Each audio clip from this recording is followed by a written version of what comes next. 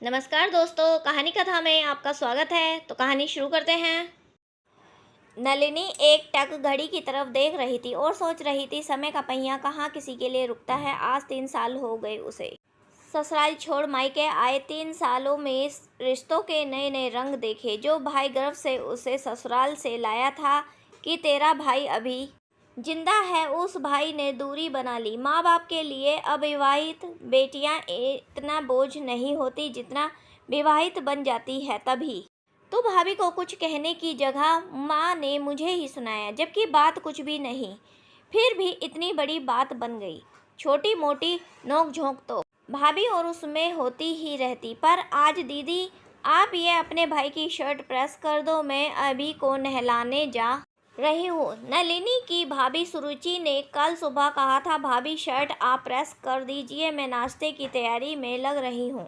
नलिनी ने शांति से जवाब दिया, अब नाश्ता बाद में बन सकता है। सुरुचि थोड़े कठोर स्वर में बोली, अभी भी बाद में नहा सकती है ना। भाभी नाश्ता देर से बना तो मुझे और भैया दोनों को देर हो जाएगी। नलिनी ने अभी भी शांति से ही उत्तर दिया, पर उसका इतना कहना था कि घर में हंगामा हो गया। खुद की तो ना गृहस्थी ना बच्चे, मुझे नसीहत देने चली है सुरुचि दहाड़ी। भाभी मैंने ऐसा कुछ नहीं कहा, आप अभी को बाद में भी नहला सकती हो, घर में ही तो हैं आप। तो पहले जिन्हें जाना है उनका काम हो जाए। नलिनी अभी भी आराम से बात कर रही थी।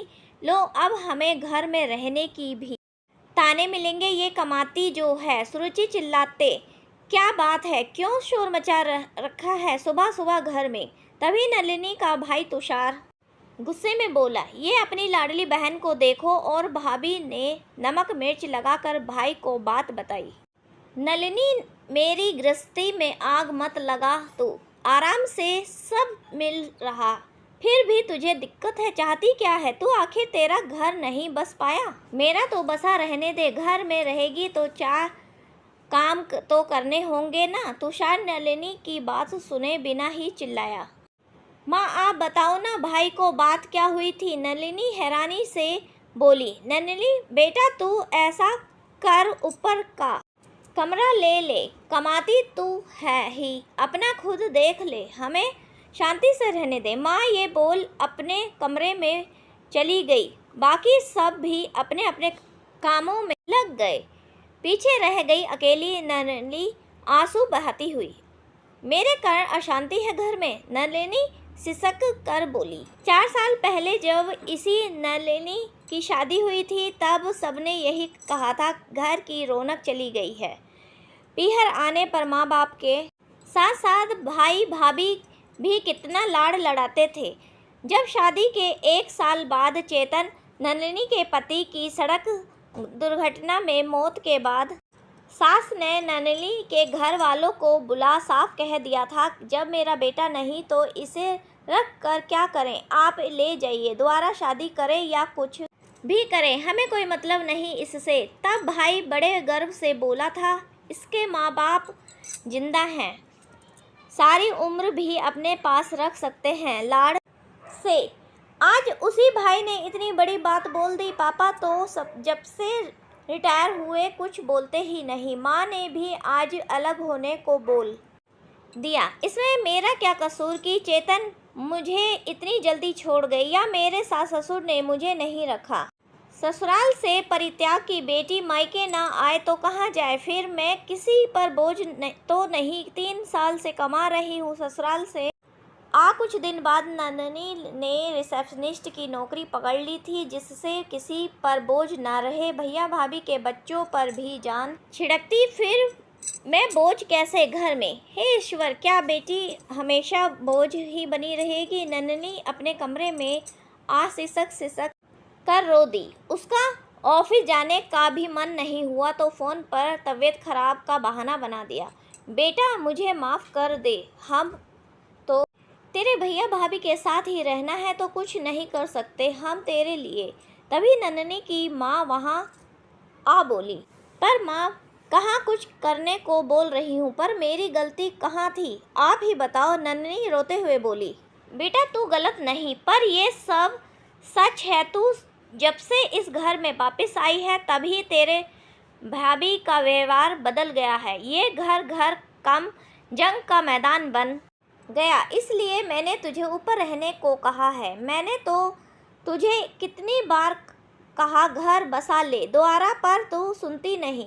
अब पता इस उम्र में हम क्या कर सकते हैं। माँ तड़प कर बोली, माँ आप भी अपनी जगह सही हो, गलत तो मैं हूँ, क्योंकि मेरी किस्मत ही खराब है ना चेतन।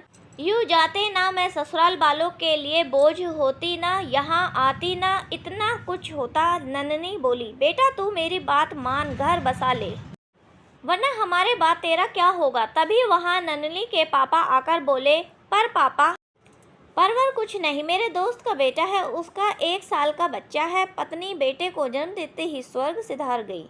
उन्होंने मुझसे कई बार तेरा हाथ मांगा है, मैं हर बार चुप हो जाता था, पर आज जो हुआ उसे देख लगता है तुझे शादी कर लेनी चाहिए। अब इससे ज़्यादा रिश्तों में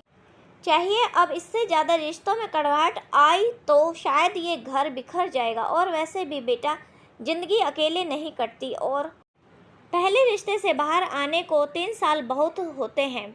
मैं तेरे आगे हाथ जोड़ता हूँ, अपनी ज़िंदगी और हमारा बुढ़ापा मत खराब कर। पापा ने उसके सिर पर हाथ फेरते हुए कहा। जवाब में नंदनी ने सिर झुका दिया, जिसे उसकी मौन स्वीकृति समझ नंदनी के पापा ने अपने दोस्त से बात की। नंदनी और उस लड़के विवेक को मिलाया गया और नंदनी अपने माँ बाप की खुशी की खातिर हाँ कर दी। आज नलिनी इस घर में से विदा हो रही है, पर उसके मन में एक कड़वाहट हमेशा रहेगी। ससुराल से त्यागी बेटी क्यों मायके में बोझ बन जाती है, जबकि उस वक्त उसे सबसे ज़्यादा सहारे की ज़रूरत होती। किसी भी बेटी के साथ ऐसा हो तो वो जाए तो जाए कहाँ आखिर। क्या आपके पास जवाब है इस सवाल का? कमेंट बॉक्स में ज़रूर बताएं। धन्यवाद।